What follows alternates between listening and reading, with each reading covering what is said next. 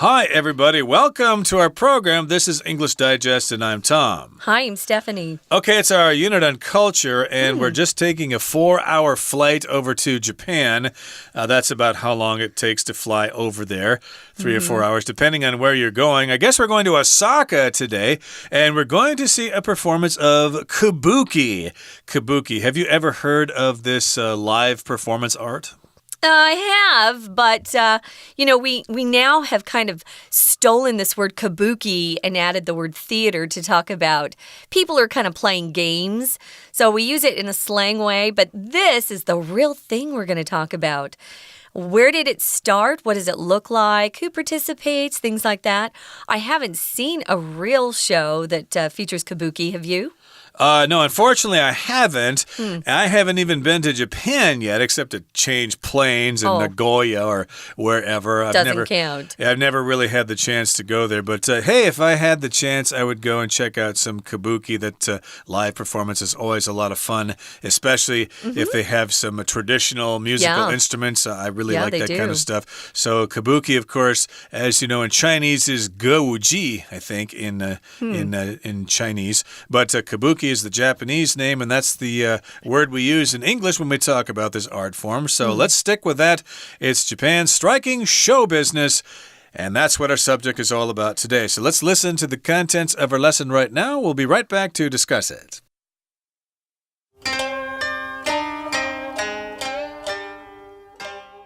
It's early evening in Osaka, Japan, and the interior of the Shochikuza Theater is bathed in blue light.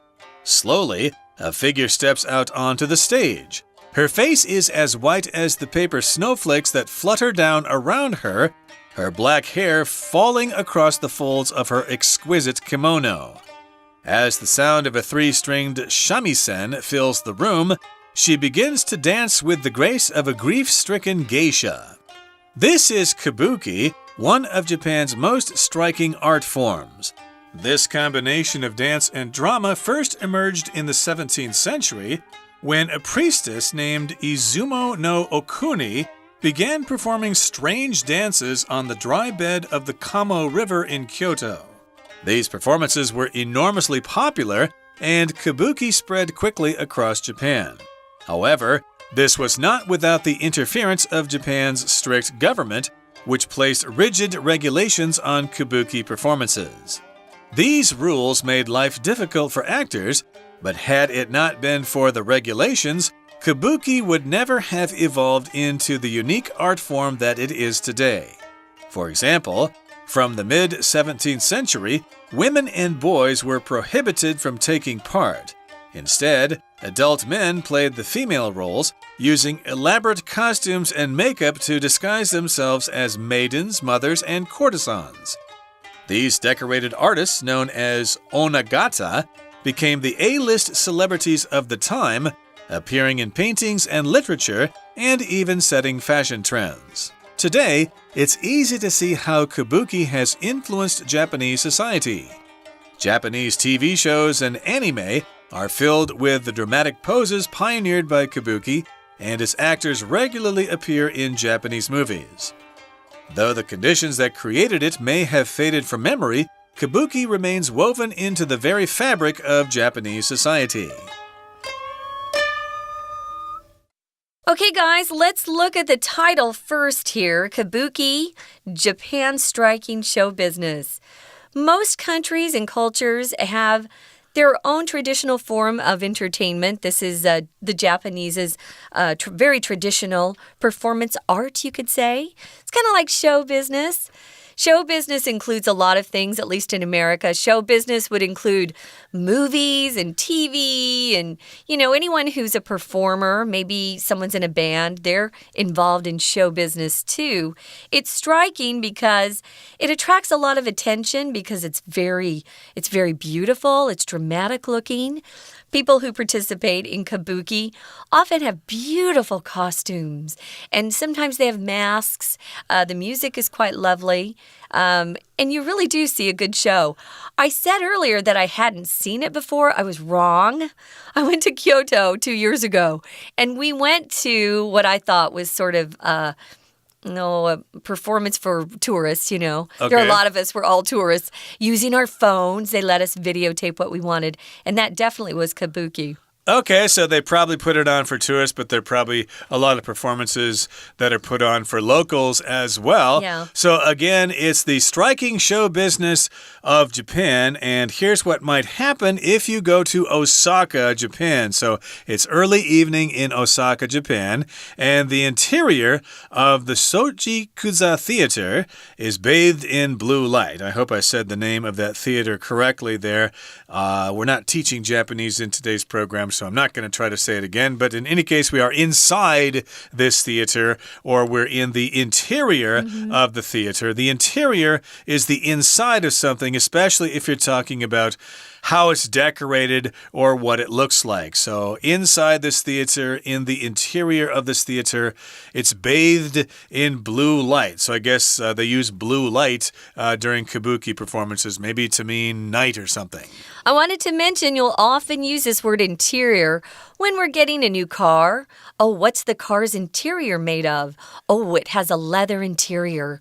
Or maybe you're someone who loves interior design, and you're someone who wants to help an owner pick out their carpet, maybe some wallpaper, what furniture they're going to use. You're an interior design, or you're an interior decorator. Well, this is the stage that we're talking about here. We're kind of painting the scene. Well, they've got that whole stage is bathed in blue light, and slowly a figure steps out onto the stage. It's a female. Her face is as white as the paper snowflakes that flutter down around her. Yeah, their makeup for kabuki is quite dramatic. It's not regular makeup at all. It's kind of fun to look at that. I'm sure it takes a couple hours to put it on. But they're comparing her face to paper snowflakes that are fluttering around her. Just as part of the decoration, a snowflake is what you get when it snows outside, and these are made of paper. And when you use this word flutter, you're talking about a motion that happens, especially of birds or any sort of winged creature. They flap their wings back and forth very quickly and lightly, fluttering. Also, we often use this to talk about girls' eyelashes that are really pretty. Oh, she was fluttering her eyelashes at that guy and flirting. So this flutter is just a great verb to talk about a movement. Yep, the snowflakes are flying all over the place, and they are snow white. So her face is snow white, and so that's, I guess, achieved with some sort of makeup there. And also we've got her black hair of this actress, the black hair of the actress falling across the folds of her exquisite kimono. Exquisite means high class, really well made. It's not going to be cheap. It's exquisite. It's finely crafted, and you're going to go, wow, when you see it. It's very beautiful. It's very delicate, etc. But in any case here, yes, the outfit that she's wearing is quite exquisite, probably with lots of embroidery and patterns and things like that. We also use exquisite to talk about your taste. If someone has a lot of education in something, maybe they've spent years studying painting or design, we'll often talk about how someone has exquisite taste. They just seem to know what looks good or what goes together. You can also use exquisite to talk about something you feel very intensely, an exquisite kind of pain or an exquisite kind of agony. Those aren't positive things. That's kind of a lot of pain. But here we're just saying something that's extremely beautiful and delicate. So we're also hearing something. Part of kabuki includes music, and we've got the sound of a 3-string shamisen that fills the room. It's one of their traditional stringed instruments, only 3 strings, more than a guitar or violin. And it's kind of a square shape, and as the music is playing, it fills the room. This actress begins to dance with the grace of a grief-stricken geisha. We'll often use this word grace when we're talking about someone who moves beautifully. And dancers, they spend their whole lives trying to learn how to move their bodies beautifully. So she is dancing with a lot of grace. And if you're grief-stricken, we're putting two words together that are turning into an adjective. It just means you're very, very sorrowful, very unhappy. It's usually to do with death. When you see the word grief, it's because someone has passed away. And if we take those words and put them, don't put them together with a hyphen, we could say she was struck with grief or she was stricken with grief. That's not surprising. They probably have a lot of sad stories in these performances. They but do. What the heck? You're there to have some fun. But in any case, what is all this stuff that we're describing? Well, this is kabuki, one of Japan's most striking art forms. So it's striking. It really grabs your attention, just like Chinese opera does with its loud music and colorful costumes and masks and stuff like that. Yeah. Kabuki is quite attractive as well. And this combination of dance and drama first emerged in the 17th century, which would be the 1600s, when a priestess named Izumo no Okuni began performing strange dances on the dry bed of the Kamo River in Kyoto. Okay, so this is all about the history of kabuki. It began way back in the 1600s. We've got a priestess, which would be a female priest, basically. Non-Christian. Right, in the Shinto religion, probably. Yeah. And that was her name there. And she thought, hey, I'd like to go down to the Kamo River there when it's dry, when, it's low season or whatever. And I'm going to put on a performance there because it sounds kind of cool. I'd like to do that. Maybe she did it for religious reasons or whatever. And it caught on after that. Yeah, if you're talking about a riverbed, that's the bottom of a river, and it's dry, so we know there's no water running through the river at that time. So that's where she decided to go and perform what they're calling a strange dance, because this is when it began. This was the origin of kabuki. I'm sure people thought, what is she doing? This is weird. These performances, though, were enormously popular. I'm sure they caught on very quickly, and that's when kabuki spread across Japan. However, this was not without the interference of Japan's strict government. I'm sure they were thinking, what is that woman out there doing? Women were not, seen out in public like that so much back then. They didn't even perform. We know back then kabuki, the female roles were actually taken by men. So to have this female dancing in a dry riverbed must have been shocking. Yeah, that was part of the rigid regulations. Maybe they just didn't want women in the performing arts, or maybe they wanted to control it so they didn't spread revolutionary ideas or something like that. So for whatever reason, the government rigidly controlled it. Rigid just means firm, strict, and not very flexible. Okay, that brings us to the midway point in our lesson for today. Let's take a break right now and listen to our Chinese teacher. Hello everyone, my name is Tina. 今天文章的一刚开始呢，就来描述这个艺伎跳舞的样子。在这一个空格提到 Her face is as white as the paper snowflakes that flutter down around her. 前面是一个完整的句子，提到她的脸就像飘落在她身边的纸质雪花一样的白。后面呢，用的是逗号，并没有连接词，但是它却有自己独立的主词 her black hair， 然后有个动作，她的黑发就散落在她精致和服的折痕上。Blank one across the folds of her exquisite kimono. 要特别注意哦，这里用的是逗号，没有连接词，所以后面呢又有自己独立的主词，所以我们要用的是独立分词构句。前面讲到她的脸是主词，后面提到她黑色的头发散落在和服上，所以在这里就不可以用动词。那么头发散落用主动，我们就用 falling， 所以第一题的标准答案就选择 D 选项。第二段在这里提到呢 kabuki 也就是歌舞伎，在这个第二个空格的句子提到 This combination of dance and drama first blank two in the 17th century 这一种结合舞蹈跟戏剧的方式呢，首次是在西元17世纪的时候怎么样呢？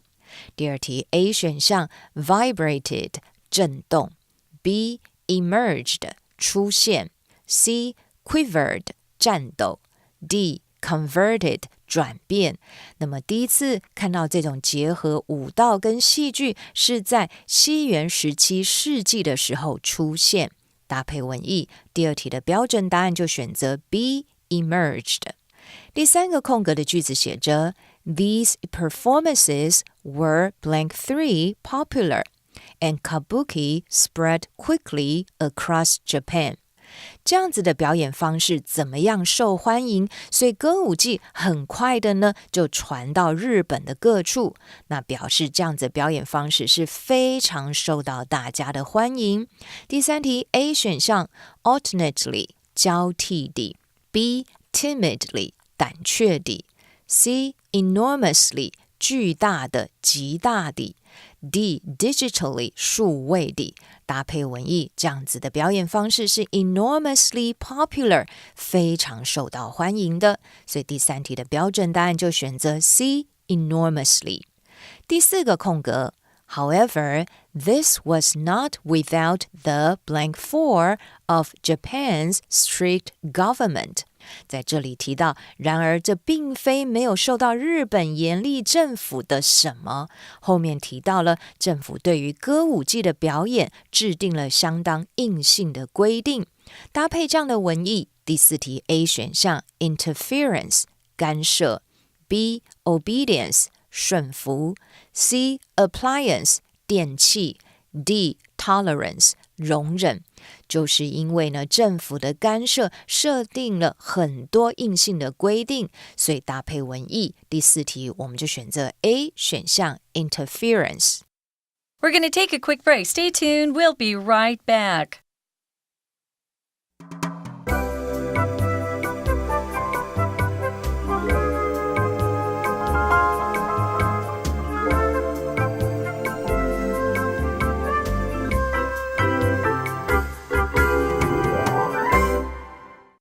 Welcome back, guys. We're talking about the traditional performing art in Japan called kabuki. It's quite a striking art form. It's a big part of show business there. If you get a chance to go see kabuki, we recommend that you do it. You're going to see things that you probably don't often get a chance to see, right? Right, and of course there were rigid regulations when it started. They only allowed male actors, but I'm sure we've got the boys and the girls acting together nowadays. Yeah. And in the next paragraph it says, these rules made life difficult for actors, but had it not been for the regulations, kabuki would never have evolved into the unique art form that it is today. So it's kind of weird here. We have the strict government to actually thank. If it weren't for those regulations, kabuki would not look like what it looks like today. I suppose you might be able to say the same thing about Shakespeare. I think in Shakespeare's day, they had the same rules. They did. Women couldn't act, so the actors and actresses, well, the actors all had to be men, even if they were playing women's parts or children's parts or whatever. So yeah, that had an influence on kabuki here. So yes, kabuki would not be what it is today if it weren't for those rigid regulations. I'm sure they were thinking they were protecting the women by not allowing them on stage, for other men to look at them. But because they came out with these very strict, rigid regulations, it allowed that art form to keep changing over the decades and years. And eventually, women were accepted on stage, but boy, not at first. And so we're saying here, kabuki would never have evolved into the unique art form that it is today. If you evolve, you change slowly over time. So, for example, from the mid-17th century, that's like the 1650s, women and boys were both prohibited from taking part. Even the younger boys weren't allowed to be on stage. If you're prohibited from doing something, it means something has been banned. It's forbidden. You can't do it. You'll often see the word prohibited in airports, like smoking is prohibited, which means it's banned and you better not light up if you're in the airport, unless you're in a smoking area. I think they give us smoking areas in airports now. Yeah, I don't know. I used to smoke many years ago, but I quit, so I don't know. I don't follow that. It's unhealthy. Yes, it's really bad for you. If you're doing it, quit. It's a foolish thing to do. Yeah. But instead here, let's get back to the subject here. Yes, women and boys were prohibited from participating. Instead, adult men played the female roles using elaborate costumes and makeup to disguise themselves as maidens, mothers, and courtesans.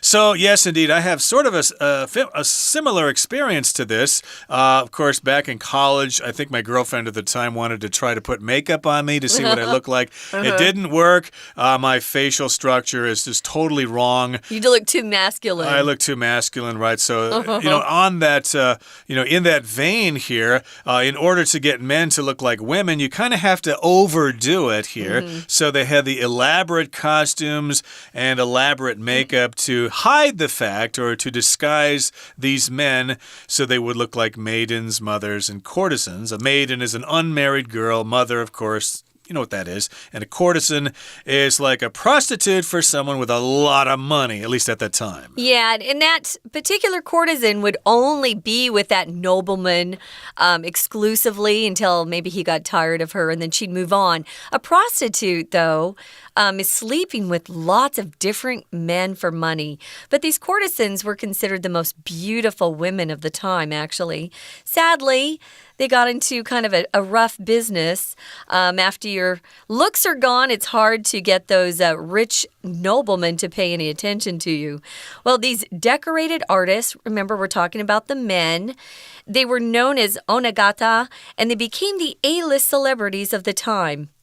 Nowadays, you'll often hear celebrities being classified or categorized as A-list. They're the most famous, the most wealthy, the most successful. There's B-list. There's even a D-list comedian.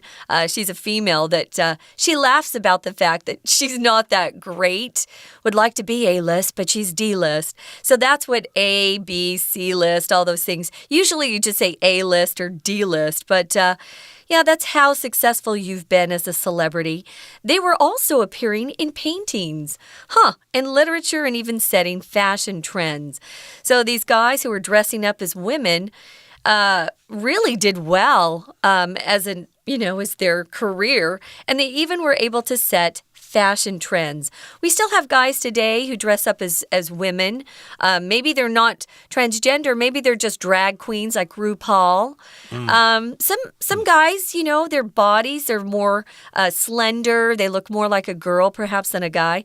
They can get away with it. Tom, you would look terrible as a girl. Yeah, it looks silly. It's stupid. It's dumb. I'm never going to do it again. But some men can pull it off, and that's totally respectable. So, of course, we've got lots of paintings left over from that period. If you see them, you'll recognize them instantly. They're all part of the culture, Japanese culture. And today it's easy to see how kabuki has influenced Japanese society. As we said, Japanese TV shows and anime are filled with the dramatic poses pioneered by kabuki, and its actors regularly appear in Japanese movies. So yes, kabuki has influenced contemporary Japanese society. You see them on TV shows, or at least the actors in TV shows or in anime, of course, are putting on those poses. I guess there's particular poses or motions of the body that they do in kabuki. So they do them in movies and in anime as well. I can't think of any examples off the top of my head, but I'm sure they're quite interesting to see. Yeah, we had some interesting actors in the kabuki that I saw in Japan.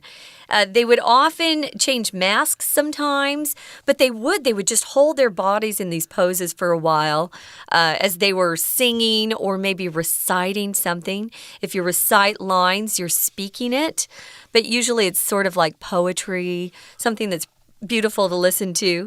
So though the conditions that created it may have faded from memory, remember, it was a priestess who was dancing in a dry riverbed that started this all off, that kind of launched this kabuki for all time. Things have changed, and you might not remember how it got started, but kabuki remains woven into the fabric of Japanese society. We'll often use this word, it's a verb here, weave. This is the past tense, woven, To weave things together just means to take different strands, perhaps of yarn or string, and move them over and under each other. If you have braids, girls, in your hair, you've probably weaved the strands of hair together. So this kabuki is woven into the very fabric of Japanese society, meaning it's a really important part. And if we're missing, you'd feel like a lot of your, art was gone as well. So, yeah, kind of cool. If you get a chance to see it, take it. And if you aren't in Japan, just go to YouTube. You can look up some stuff on YouTube and see some kabuki. Of course, it's always better to see it live, and Japan isn't that far away. So, yes, indeed, what are you waiting for? Talk to your travel agent right now. Okay, that brings us to the end of our explanation, but we still need to hear from our Chinese teacher. 接着第5个空格提到 These rules made life difficult for actors, but blank 5, the regulations, kabuki would never have evolved into the unique art form that it is today. 在这里讲到政府制定的这些规定呢，给演员带来了困扰，但是怎么样这些规定，歌舞伎也不会演变成为今天独特的艺术形式。第5题 A 选项 for， B 选项 had it not been for， 若非要不是，在这里指的是与过去事实相反。 C if it were for，要是怎么样的话 D, if it had been for, 要是怎么样，那么是指与过去事实相反。事实上，在这里要表达的是，要不是当时有这些规定，它也不会成为今天独特的艺术展演方式。搭配文意，我们第5题就选择 B 选项的 had it not been for， 解释成为若非要不是的意思。第6个空格 Instead, adult men played the female roles, using elaborate costumes and makeup to blank 6 themselves as maidens, mothers, and courtesans. 在这里提到呢，是由成年男子来扮演女性的角色，他们会使用一些精致的戏服跟化妆品，把自己怎么样成为少女、母亲或者是交际花。用这些化妆品跟戏服的作用在哪里呢？第6题 A 选项 convince 说服， B overlook 忽略， C disguise 伪装乔装， D endanger 使什么濒临危险。用化妆品跟戏服就要让自己乔装成为后面的女性角色，所以第6题搭配文意就选择 C 选项 disguise。第7个空格 Though the conditions that created it may have blank 7 from memory， 虽然呢，当时创造歌舞伎情况可能已经从记忆当中逐渐的怎么样，但是后面提到它对于现今的日本社会来说还是非常重要的。我们常说从记忆当中怎么样呢？第7题 A faded 消逝， B endured 容忍， C differed 不同， D stemmed 起源于。搭配文意，第7题我们就说从记忆当中慢慢的消逝，我们就选择 A faded。 OK， 以上就是今天的课文讲解，谢谢收听。Okay, that brings us to the end of our lesson for today. Thank you for joining us, and do enjoy a kabuki performance if you're fortunate enough to see one. From all of us here at English Digest, I'm Tom. I'm Stephanie. Goodbye. Bye.